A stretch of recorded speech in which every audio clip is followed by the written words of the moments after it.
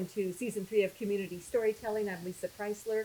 Linda Lester, we could not do this show without you, so thank you so much for your support. Jaco Canvases, Jaco Art House, this is where we get these gorgeous canvases from. So it's a community project here. It is truly a community project. And I have a great gal here for great storytelling because she is a story in herself. You may know her because she's Los Gatos resident and business owner, Cathy Smith, who owns ELREPCO. What does that name mean? You know, if I really told you the story, the owners were at a Mexican restaurant. This is back in the 70s. I like this. And one of them had a wife that was Hispanic. So they were selling to the military and they thought, oh, this would be a really good opportunity. We could name it like a Spanish name and take advantage of that, right? So they named it ELREPCO. Now I tell people it's electronics rep company. But really, the truth is, it was over margaritas that name came about. Oh my God, I like that. I like that. Nachos and margaritas. Exactly. Doesn't get any better. And you're on University Avenue, I believe. No, we actually, I was renting there, and I actually bought a building over on Los Gatos Blvd. Oh, wow. Yeah. Okay, I probably have driven by it a million times and didn't You realize probably it. have, next to the dentist. And I tried to look it up. I still don't understand. What do you do? It's something about manufacturing. Yeah. So we actually are a manufacturer's representative.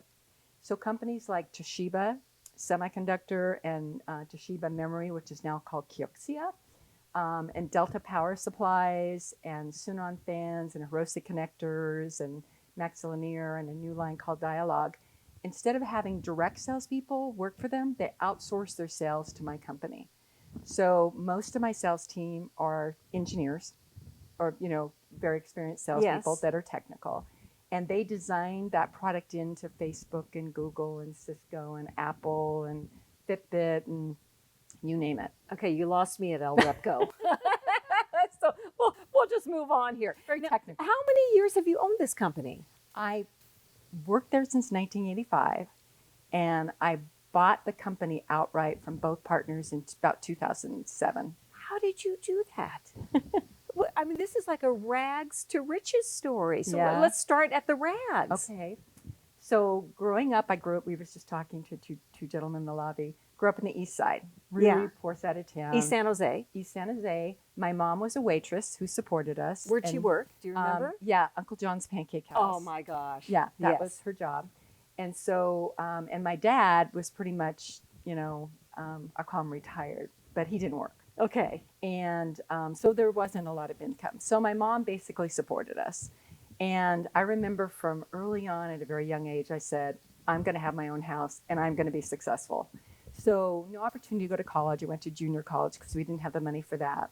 But I moved out at 16 and started working nights and paid my way through junior college. And so were you working as a waitress too? If you're working nights? No. I had this job at American Nurses Registry. So I would place nurses, like if a nurse was sick or someone needed a nurse at home, I would place them. So the phone could ring at midnight or 2 a.m. or whatever. But I made really good money doing that, enough to support that. And then I also worked at Winchell's Donuts. Oh, my favorite. Yeah. It make you not like donuts. I was going to say, working there one night. So you eat a lot the first time and then you never have another one again? The smell overwhelms you and you're like, never eat a donut after that. Maybe I need to go work at one then. Exactly. But, and then in the early 70s, as I graduated from West Valley College, decided I wanted to be in high tech. But back then, in the mid 70s, all that were available for women were assembly line or receptionist secretary. And I really didn't have any skills to do either. But I don't know. You were doing the nurses thing, so you sort of did have a skill. Yeah, on the phone. Yeah. And so I applied for a job, and I was on a Saturday. I called, and because back then it wasn't like you could email your resume or anything; you had to drop it off. And I got the VP of sales, and I said, "I'm applying for the job." He goes, "Well, I have 500 applicants. Why you?" And I said, "Well, I'm water skiing right now. Can I come in and talk to you?" He goes, "I'm a water skier." So how I got my first job was, being a connection in something we did, which was water skiing. I went in there and I think I was making less money than I was at the registry, $500 a month. And basically like a slave. I was the receptionist, secretary, back when you had to white out your mistakes. Yes. I had many of them. So they quickly decided they needed to promote me because I was not a very good secretary. So I always think you position yourself in the company you want to be, and then you just work your way up. So I went Very into true. customer service and that kind of thing. And then there was no really place else up to go. So one of our customers hired me in purchasing. So I went to purchasing, worked there, and then one of the salespeople that called on me made me an offer in sales, I was the first female in sales high tech. Unbelievable. Yeah, so it was fun. So you made all this money through sales? Yeah, well, I didn't make a lot of money then, but later on, I just kept upgrading my job, because they always say when you want a new job, position yourself where you want to be, even if you have to start lower.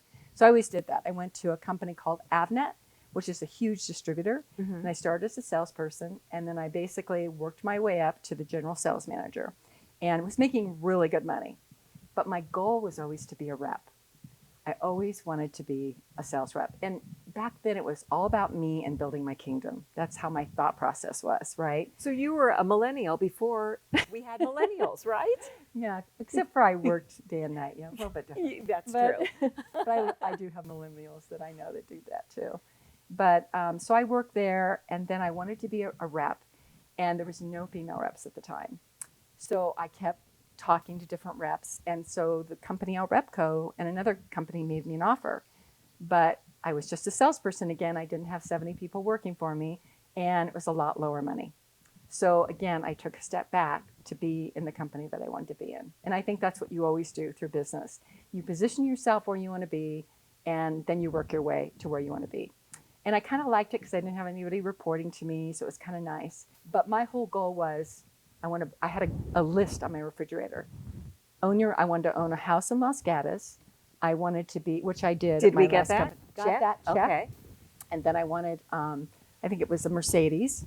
Check. Got that. Then I wanted to be married. Yeah. Check. Check. Got that. And then I wanted a home at the beach. Check. Got Check. that. We're running out of check marks here. Yeah, and then I wanted to own my own company. So when I went to work for ELREPCO, both the owners said, "Oh, we'll never have another partner, right? We really like it the way it is." But I ended up working there and bought my beach house, got married, did all those things, and accomplished everything I wanted to do. And at the time, I had 3 cars, and I bought a home in Montecito, all at the same time. So all these years at the company, and they didn't want another partner. I mean, how did you finally get it? So a friend of mine, Don Brooks, he was the president of TSMC, which is a huge, now it's like the #1 semiconductor company in the world, just past Intel. He came to me and said, "I'd like to offer you the line," which was huge, right? And so I went, wow, starting my own rep firm. So I told the owners, and I had a lot of backlog and was doing real well. So I came in and thought they'd be really excited because they could give my territory to somebody else. And I said, I just want you to know that I got offered this great opportunity to become my own, owner of my rep firm. And they went, "Oh no, don't do that. You can buy in here." So and I thought, well, it's much easier than starting all over again, right? So that's how I bought into the company. And then I bought one of the partners out, and then eventually bought the other partner out as well. And you've turned things around also, I assume, and Yes. now that the .com bust is over with, Yes. and you're back to riches. Yes, we've been totally blessed. Our company is excelling. In fact, there's a lot of rep firms that haven't made it in the industry. So because of that, there's just a few very large ones. We have 30 people, and I think the next one has 20. So we get a lot of opportunities of lines coming to us, which is amazing. And you still go out and buy a dress for $25. Oh, yeah. Yes, we were talking earlier I mean, I about buy our them more. outfit. She said $25. I said, really? You can get a deal, right? Yes, when you can get a deal, you can Yeah. get a deal. So, I had all this stuff. I was married, and yet I didn't feel happy inside. And so I kept going, and then I had 3 tragedies happen in my life. Oh, I'm sorry. One was I got stage 4 cancer and had to have a hysterectomy, and that's why I never had children, because, that's what happens when you have that. Yeah.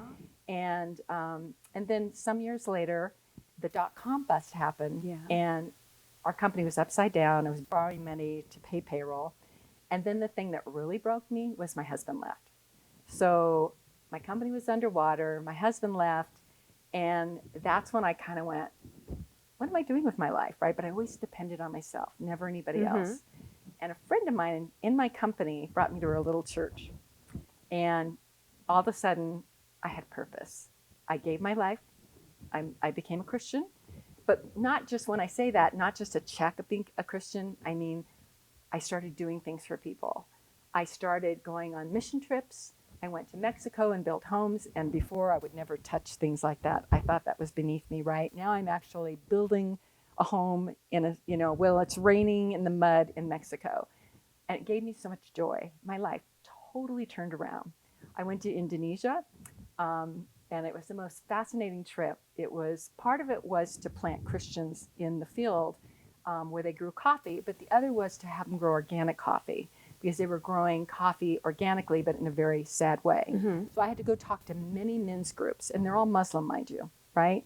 Through an interpreter, and they would say, well, she's high-tech, leader, and she's organic, and she's, 50 years old, and look how she looks, right? Because people there 50 look 90, because it's very hard on them with their skin. Hard a lot life. of people smoke. And so that was the most exciting trip I ever did. I went and met with many, many men's group and convinced them to grow organic. How they had organic there was they would put a tire in the field and burn it. So it would scare get the bugs gone. I mean, that's how disgusting it was. So I all of a sudden had all these adventures, plus I was giving back. And that's kind of my purpose now. And so now I always say it's all about him and about building his kingdom. I'm surprised you didn't come back and open up a coffee shop, an organic coffee roasting shop. You don't even like coffee. No, I don't even Well, drink coffee. I'm not done with you because I know something more about you and I want you to share. Sure. So we're going to take a break. We're going to go shopping over to Leicester Square. Why not? We'll stop there. And then we'll come back and talk a little more with Cathy Smith and her rags to riches story on community storytelling. I'm Lissa Kreisler. Come back.